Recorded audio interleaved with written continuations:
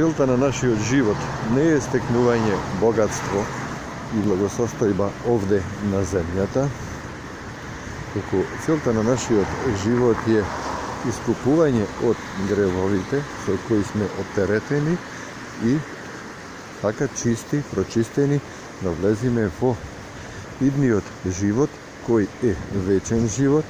А што е вечен живот, кажува Христос во Евангелие по Јован, дека вечен живот е да те познаат тебе, Оче, и оној кој ти си го испратил, испратениот од тебе Синот Божи. Значи, во вечниот живот ние ќе живееме со Христос. Тоа е вечен живот. Ако вака размислуваме, тогаш нема да се плашиме од ништо што ни се случува во овој свет, и се што ни се случува во овој свет ќе го прифаќаме како Божја промисла која ни служи нас за искупување. Така да, ако некој има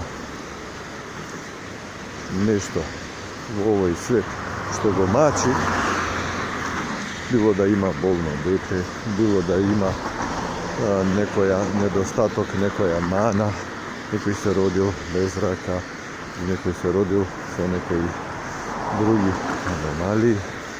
За нас, луѓето, тие се аномалии, но во вечниот живот тие воопшто нема да бидат аномалии, туку тие тамо нема ни да се гледа, тамо нема да има ни слепи, ни сакати, ни глуви, ни неми.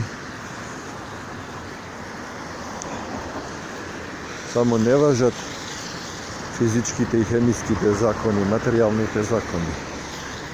Тоа е друга димензија на живот, каде што нема стари, млади, нема богати, сиремоси, нема студено и топло, нема учени и неучени, нема доктори, професори, лекари, доктори на науки, сиромаси, земјоделци, неписмени. Таму во Царството Божјо, ако се удостоиме да влеземе, таму ќе има само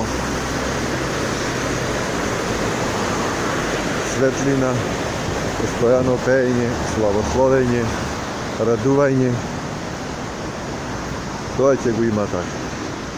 Така да овде целата наша грижа треба да биде насочена кон тоа, достигнување на Царството Божјо, искупување на нашите гребови, покаяние, исповед и причест. Тоа се трите работи кои водат кон вечниот живот. Амин.